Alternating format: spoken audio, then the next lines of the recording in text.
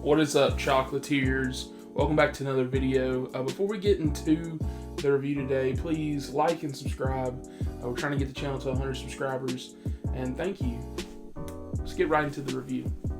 So, last night, after watching Bad Boys and the Watchers, I came home and I forgot that Glen Powell's new movie, Hitman, was on Netflix. Now, if you don't know anything about this movie, basically Glen Powell, I believe he produced it, and had a lot of hand dealt with this, and this was kind of theaters, but Netflix ended up buying the distribution rights, and so now it's on Netflix.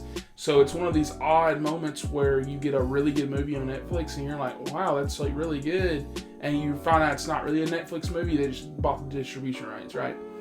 And so Hitman stars Glen Powell, and he's basically like a college professor, and on his side, he does a side job of working with the police, where he pretends to be a hitman, and I don't want to say entraps people, but I'm like, because they're awful people, they're trying to hire a hitman, but that's basically what he does.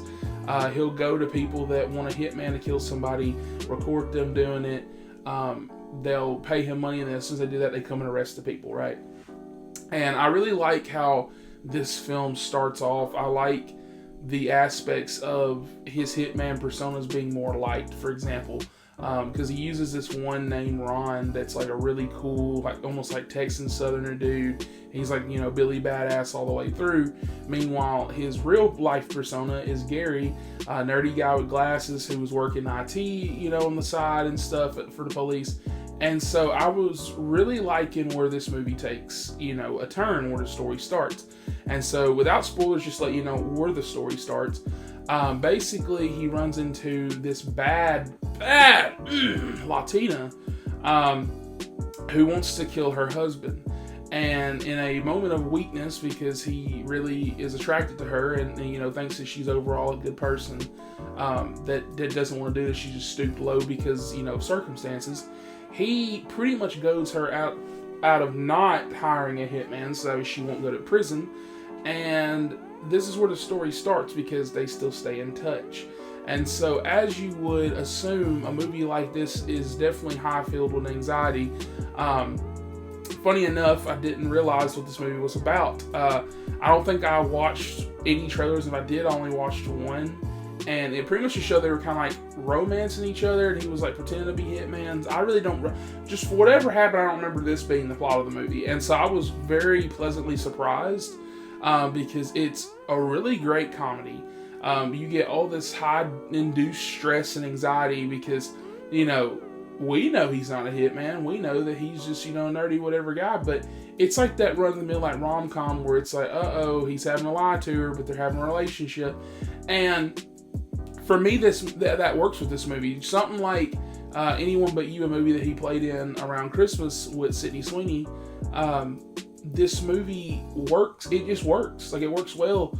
I'm glad they're bringing back like these 80s, 90s like rom-com like tropes and stuff like that, but not making it to the point where it's so stupid like a Hallmark film where it's like the same thing over and over. And that's where this movie comes into play, because his personas are so funny. You'll get like a Tilda Swinton like, assassin, or like, kind of like the hitman assassin from like the games, or like a Russian assassin or something like that. And I really like that it kind of gets into the whole grand message of, seize your persona. Be who you want to be. You only have one life to live. And I really like the clear messaging in this movie. This movie isn't filled with action or anything like that, but it's more, like I said, like a rom-com. It's kind of a dark comedy at times, which is something I didn't expect to happen. This happens like in the middle second act of the movie. But overall, I really enjoyed the performances from everybody. I love how the whole time I was like, this don't feel like a Netflix movie, and that's why, because it's really not. So if you have Netflix, which most people do, I would definitely say take the time to watch this movie. It's only about an hour. I've run you about an hour and 40-something minutes. It's pretty good. The pacing's very well. I would say my only complaint with it is that towards the end, the third act kind of feels rushed.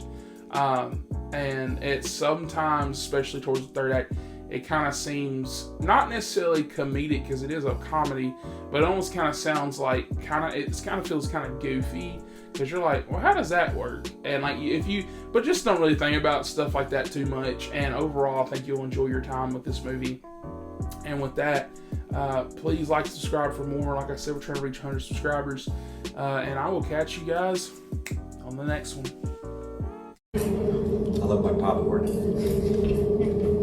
Movies, popcorn.